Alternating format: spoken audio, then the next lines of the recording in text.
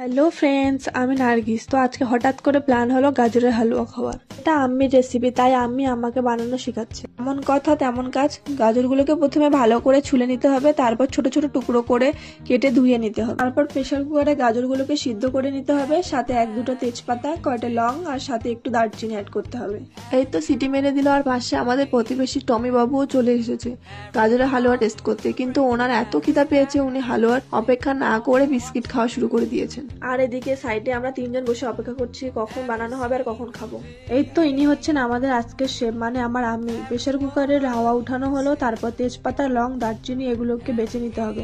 বেছে নেওয়ার পর সিদ্ধ হওয়া গাজরগুলোকে ম্যাশ করতে হবে। তারপর কড়াই বসিয়ে 2-3 চামচ ঘি দিতে হবে। ঘিটা গরম হলে 3-4টা এলাচ আর সাথে বেছে রাখা তেজপাতা, লং আর দারচিনি গুলোকে হালকা ভেজে নিয়ে তারপর ম্যাশ করা গাজরগুলোকে দিতে হবে।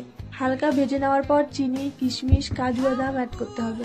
ভাজার পর যখন দেখবেন একটা সুস্বাদু গন্ধ বেরোবে, তখন দুধটা ঢেলে দিবেন। সাথে একটু গুঁড়ো দুধও অ্যাড করতে পারেন টেস্ট বাড়ানোর জন্য। এই তো হয়ে গেল আমাদের গাজরের হালুয়া। সেন্টটাও যে উঠেছে অসাধারণ। তারপর একটা বাটিতে ঢেলে নেবেন। 30-40 মিনিট ফ্রিজে রেখে দিয়েছিলাম, কারণ ঠান্ডা হলে গাজরের হালুয়ার টেস্টটা আরো দ্বিগুণ বেড়ে যায়। Thanks for watching, tata, by.